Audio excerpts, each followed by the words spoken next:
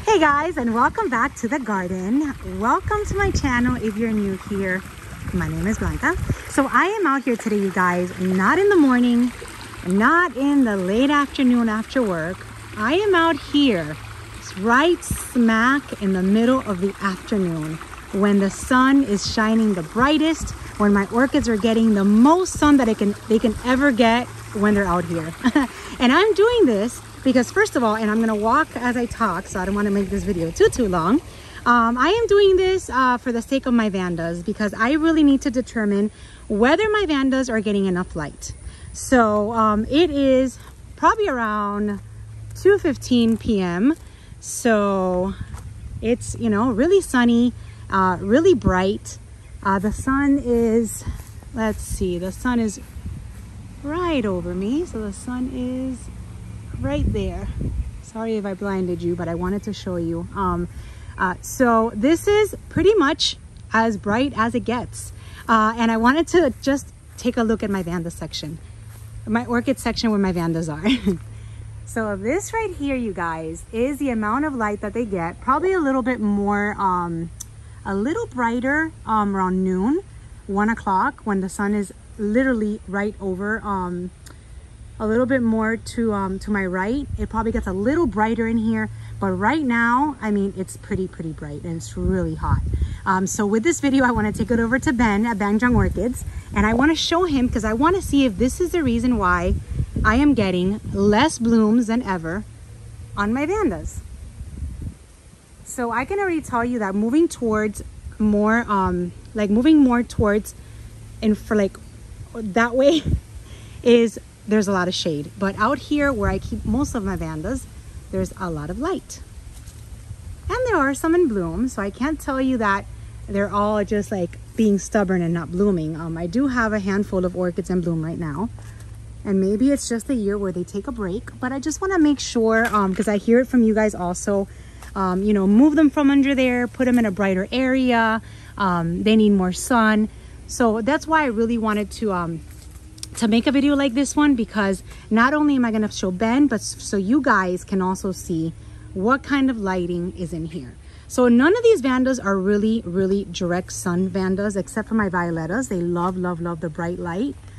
So I can tell you that these will probably not do well. And I just saw this spike right here. These will probably not do well like in the direct sun. So I believe under here they're being protected by all of these palm trees and coconut trees. Definitely those are not getting enough light. I can tell you, like from where I'm pointing now all the way down, those I really need to move them more towards me, towards this area, so they can get this bright light that's coming in at this hour in the afternoon, because that is really shady for them, I think. Even though I used to keep him hanging from my windowsill and they wouldn't get so much light either. It was always shady under there. So that's why I'm a little bit confused as to why they're not blooming as much. And they are getting watered probably more than I would water them when they were under my hanging from my windowsill, which is right across from me right there. Because I would water them every day, but there was some days that I couldn't water them for whatever reason. Here in this orchid section, they get watered by the sprinklers every single morning. And then, like for example, yesterday and this weekend, it's gonna rain all weekend, so they'll get a double amount of water if I don't turn off the sprinklers. So the watering is not the issue. Fertilizing, you know, I wasn't as strict last year, so I think that has a lot to do with it. But I've picked up my fertilizing routine since, and yes, I am starting to see blooms more now. But we'll see. I just want to really get down to, are my Vandas getting enough light under here? This is their home. This is what I created for them, because when I thought about my orchid section, I mean, look at my collection. 90% of my orchids are Vandas. So this was created for them, and I want to make sure that in here they're getting sufficient light. So that's why this video is going straight to Bangkok Orchids, where most of my Vandas come from, and I want him to just take a look and let me know that it's okay. I am gonna definitely move these over more into a brighter area. But as far as my other orchids under here, I think that they love it. Like my Hoyas love it under here. Just perfect lighting for them. My Cattleyas is a great lighting for them. So this is, you know, this is like 2:30 p.m. in South Florida. And there's a lot of shade and actually a little windy. There's a lot of shade and nice breeze under here. So I just wanted to do this video. I've been wanting to do a video around this time for a long time. I just haven't had the chance to, or haven't remembered. So today I remembered and I ran out here, because also there is a beautiful orchid that I want to show you guys. You guys already saw it in my thumbnail, but I want to talk to you guys about that orchid. It is phenomenal. It's under my terrace, so I'm going to walk over there really quick as soon as I'm done over here. Of course, I have to show you this girl. She's actually been showcased for the past 4 videos because she is so pretty. So now that this Cattleya and Cyclia hybrid is in full bloom, I can actually show her maybe one last time. It's an Encyclia cordidera with a Cattleya eclandiae. I have to tell you, both of those parents I love, I own. So actually no, the Cattleya eclandiae I don't have, but the, do I don't think so. But the Encyclia cordidera I do have, and this is their child. Look at how beautiful, and smells amazing. So this one, in case you missed it from my other videos, you can hear it again, or you can hear it for the first time now. This one came from Soroa Orchids, which is located here in Homestead, Florida. And I got it at the Fairchild Orchid Festival. And it came already in this little basket, which is perfect. So she will be just living there for now, mounted exactly how I would want her to be. All right, so let's go to under my terrace. And then really quick, while I was talking about Vandas, I didn't want to ignore the fact on the Violettas. Violettas are full sun, which is why I have them more out where they get the brightest sun. So they're growing. Look how tall they've gotten, you guys. I have 6 in my collection, and I'm proud of it. I did this reel on in my Instagram. If you guys are on Instagram and saw it, it's like this reel that's like trending now or something. I don't know. I saw it, I liked it, so I made one. And it was like, I don't have a problem, I have an obsession. No, it's like a funny reel. So I did that because it's true. People that see me are probably like, oh my God, this woman has a problem. She cannot stop shopping. But it's a collection. Oh, it's like, I don't have a problem, I have a collection. That's what that reel says. So this is not my problem, this is my collection. I thought it was cute, so I did a reel about it, and I put it on my Instagram. Just showing you some really quick blooms that are reblooms. This one here from Cruel Smith I've had for a while, and it's blooming. It's a Vanda Denisoniana with a Vanda Mimi Palmer. And this is a tag right there. And it has the yellow of the Denisoniana and the shape and everything like the Mimi Palmer, and it smells like a Mimi Palmer. Denisoniana smells a little bit stronger and more jasmine-y. This one smells a little bit more grape. And then this one here is growing all crazy, and there's a rooster, is growing all crazy because it is mounted crazy on this Vanda mesh. You see, she's very, and I got it like this. I got it from Moats, one of their sales that they were having, and it was literally twisted like that. So I did not do this. She came like that. But she was like, what, $10? And those are her blooms. This is the Vanda John de Bias. And speaking of Moats, you guys, if you're in Florida, in Miami, do not miss Tamiami. It's going to be amazing. That's in 2 weeks. Ascasenda John de Bias with a Vanda Tessellata.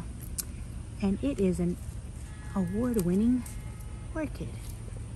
There you go.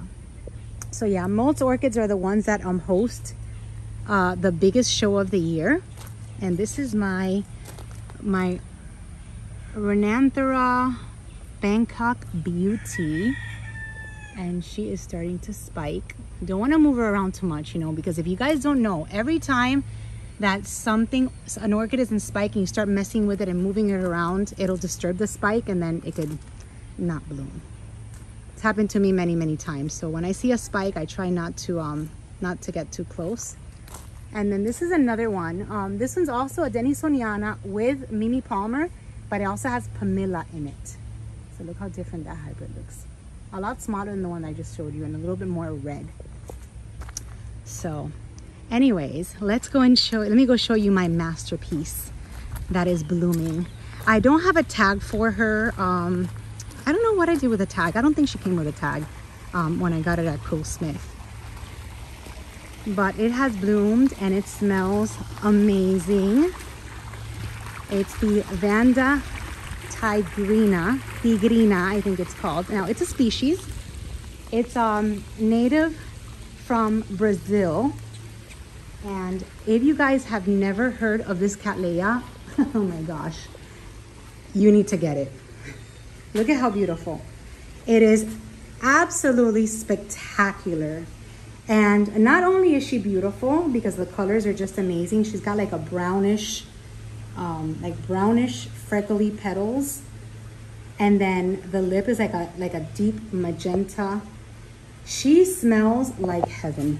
Like so strong. I want to say she smells a little bit like rosy, kind of like a really nice rose with like grape. If that's even a smell, that's what I smell. It's like roses with a little bit of grape, and it smells exquisite. So good and so strong. And she's a species, so if you guys are species lovers, I am just a pretty flower, good smelling orchid lover in general. So I don't discriminate. I like hybrids probably more than species because they're just so varied and I don't know. I mean, you know what? I bumped into a man at a show, and he was like a species snob, and I don't know. And he made me feel so bad because I like hybrids, you know, but he made it seem like species collectors are like, oh, the best. Which, listen, I am a firm believer that you can like whatever you like, but if I like something, let me like whatever I like. You know, it's like, just because I love hybrids doesn't mean that I don't love species too. I mean, I love species too, but I'm just not a species snob. He was a species snob. What can I tell you? So this is an orchid that he'll love. You know, you can love species, but you don't have to be snobby about it. Or like, you know, talk down to us hybrid lovers, you know. But anyway, I've never bumped into anybody like that before, except for that one time. So I don't want to even like, I don't even know why I'm even telling you guys this, but if you like species, you would love this one because she is a species and she's from Brazil and she's absolutely gorgeous, smells amazing, and is just delicious. So just wanted to let you know, I do not have a tag, but it's called Cattleya Tigerina. It's from Brazil, so I'm going to say it like in a Spanish. Tigerina. That's her name. And she is spectacular. She's from Cool Smith. Just absolutely gorgeous. I believe Nelson got one too. He did get one.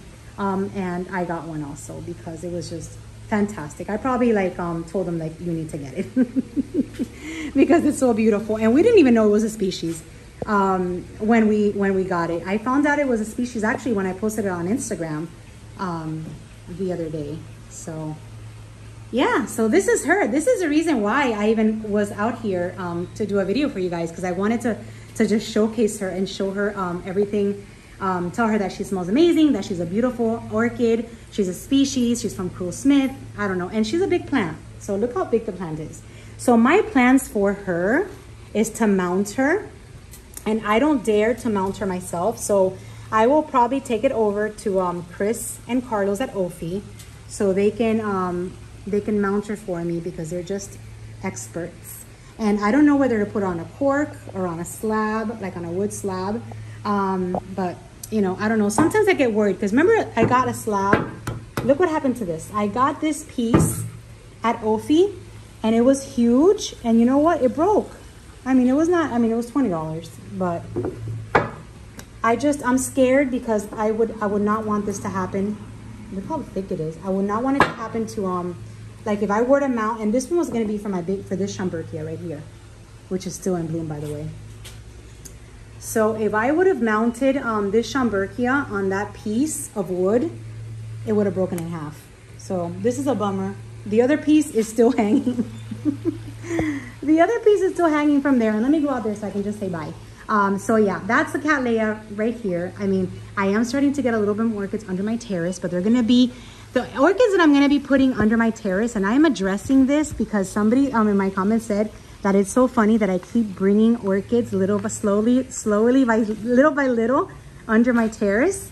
And I have to tell you, yes, I am, but I'm only bringing orchids that are like inside pots or inside some pretty pots. I need to make it look pretty under here so that my husband doesn't complain. And it has to be orchids that are not watered like every single day so that the algae doesn't form and then he has a pressure clean. So I have to behave in that sense, but you know, little by little are migrating. I have to tell you that if I mount that Cattleya, she's gonna be under here because she's absolutely gorgeous. Wanted to show you my sign. This is from Orchids 365 or 365 Orchids. I always get her name backwards, but she's gonna be at OFI this weekend. So if you guys love my sign, she will be there and she'll have signs like this. So wanted to show you that. What else did I want to show you guys? Yeah, just tell you that this beauty is going to be mounted as soon as she comes out of bloom. And I'm going to find a special place for her under my terrace. And that's it, you guys. This is today's video. Wanted to also show you, for those always asking about my Grandiflora direct sun, this is where they are all the time and they are loving it. All right, and this is the other piece of that. Remember that huge mount that I got? It broke in half. And it took, look at this, it broke in half, and when it broke, it took, remember my Schomburgkia that I had here that was already attached? Look at it, it's down there right now because it took her down with it when it broke. I don't know if my gardeners were the ones that, I don't know what happened. I just know that they were cutting my grass. When I came back that afternoon from work, my husband's like, you have an orchid on the floor and that mount is broken. I was like, what? So I came out here and then I saw all this disaster. But now my Schomburgkia, this is my Grandiflora, Membrophilia Grandiflora. It's a little lower now because look at how much she was attached already, and then it got knocked over with that piece. She got knocked over. She got a little bit. She got knocked over. She got a little bit damaged. There's a piece there that broke off. You know, that's what happens, you guys. That's what happens when you have your orchids on your trees and they're out here. Sometimes you have no control of fronds. You have no control of, I guess, gardeners and their machines when they're cutting your grass. So, you know, it happens. What can I tell you? All right, so that is today's video. Really just wanted to come out here and show you the light in my orchid section and show you guys how much light they get, and hopefully it's enough as long as I scooch them over to the brighter areas. So that's it. Have a wonderful weekend. Remember, OFI starts tomorrow, Saturday and Sunday. It's going to be a wet one, so hopefully it won't rain and hopefully they'll have a wonderful show. But if you're planning on going, just bring an umbrella just in case. So that's all, you guys. Thank you for watching, and I will see you soon in my next video. Bye-bye.